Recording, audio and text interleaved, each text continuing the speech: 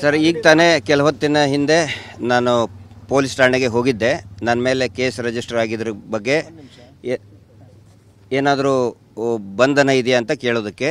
ಆಮೇಲೆ ಫಸ್ಟ್ ನಾನು ಕೇಳಿದ್ದು FIR ಆಗಿದೆಯಾ ಅಂಥೇಳಿ. ಅವ್ರು ಹೇಳಿದರು FIR ಹೌದು ಆಗ್ತಾ ಇದೆ ಅಂತ ಹೇಳಿದರು. ನಾನು ಹೇಳಿದೆ FIR ನಂಬರ್ ಕೊಡಿ, ನಂದು ಕ್ರೈಮ್ ನಂಬರ್ ಕೊಡಿ ಅಂತ.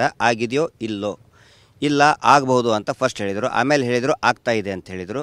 ಆಮೇಲೆ ಹೇಳಿದರು ನೋಟಿಸ್ ಕೊಡ್ತೀವಿ ಅಂತ ಹೇಳಿದರು. ಸೊ ದಿಸ್ ಇಸ್ ಟ್ರಾನ್ಸ್ಪರೆಂಟಾಗಿ ನಾನು ನಿಮ್ಗೆ ಹೇಳ್ತಾ ಇದ್ದೀನಿ. ಇದರಲ್ಲಿ ಯಾವುದೂ ಕೂಡ ಊಹಾಪೋಹ ಆಗಲಿ ವೇರಿಯೇಷನ್ಸ್ ಆಗಲಿ ಇಲ್ಲ. ಸೊ ಅವ್ರು ಯಾವ ರೀತಿ ಏನೇನು ಹೇಳಿದರು ಅದನ್ನೇ ಹೇಳ್ತಾ ಇದ್ದೀನಿ. ಆಮೇಲೆ ಅವ್ರು ಖಚಿತಪಡಿದರು ಹೌದು FIR ಆಗುತ್ತೆ.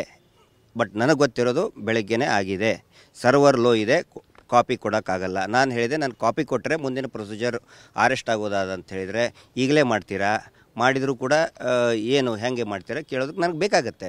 ಅವ್ರು ಹೇಳಿದರು ಇಲ್ಲ ರೆಡಿ ಆಗ್ತಾ ಇದೆ. ನಾನು ಹೋಗ್ಬೇಕಾದ್ರೆ ನಿಮಗೊಂದು ಮಾತು ಹೇಳಿದೆ ಚಪಾತಿ ಮಾಡೋದು ಅಂಥೇಳಿ. ಸೊ ಚಪಾತಿ ರೆಡಿ ಆಗ್ತಾ ಇದೆ ಅಂತ ಹೇಳಿದ್ರು. ಅವ್ರು ಹಂಚ ಮೇಲಿದೆ, ಆಮೇಲೆ ತೆಗೆದುಕೊಡ್ತೀವಿ ಅಂತ ಆ ಲೆಕ್ಕದೊಳಗೆ ಹೇಳಿದ್ರು. ಅವ್ರು ಸರ್ವರ್ ಡೌನ್ ಐತೆ ಅಂತ ಹೇಳಿದರೆ ಇನ್ನೂ ಬೆಂಕಿ ಇದನ್ನಾಗಿಲ್ಲ, ಆಮೇಲೆ ರೆಡಿ ಆದ್ಕೊಳ್ಳೆ ಕೊಡ್ತೀವಿ ಅಂತ ಹೇಳಿದರು. ಸೊ ದಿನಕ್ಕೆ 4-5 FIR ಮಾಡಿ ಚಪಾತಿ ರೊಟ್ಟಿ ಮಾಡ್ದಂಗೆ ಮಾಡ್ತಾಯಿದ್ದಾರೆ.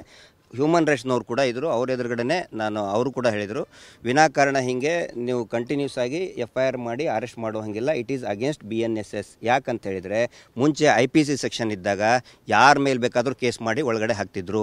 ಆದರೆ ಈಗ BNSS ಬಂದ ಮೇಲೆ ಆ ವ್ಯಕ್ತಿಗೆ ಒಂದು ಅವಕಾಶವನ್ನು ಕೊಡಬೇಕು. ಅವಕಾಶ ಕೊಡುವಂಥಕ್ಕೆ 35ನಲ್ಲಿ ನೋಟಿಸ್ ಕೊಡಬೇಕಾಗತ್ತೆ, 35(3) ಬಾರ್ 3ಯಲ್ಲಿ ನೋಟಿಸ್ ಕೊಡಬೇಕಾಗತ್ತೆ, ಸಫಿಷಿಯೆಂಟ್ ಟೈಮ್ ಕೊಡಬೇಕು, ವೆರಿಫೈ ಮಾಡಬೇಕು. ಅದಕ್ಕೆ ನಾನೇನು ಹೇಳಿದ್ದು, ನೋಡಿ ಸರ್, ಬರೀ ನಂದು ಸ್ಟೇಟ್ 35ನಲ್ಲಿ ನೋಟಿಸ್ ಕೊಡ್ತೀವಿ ಅಂತ ಹೇಳಿದ್ದಾರೆ ಅವರು.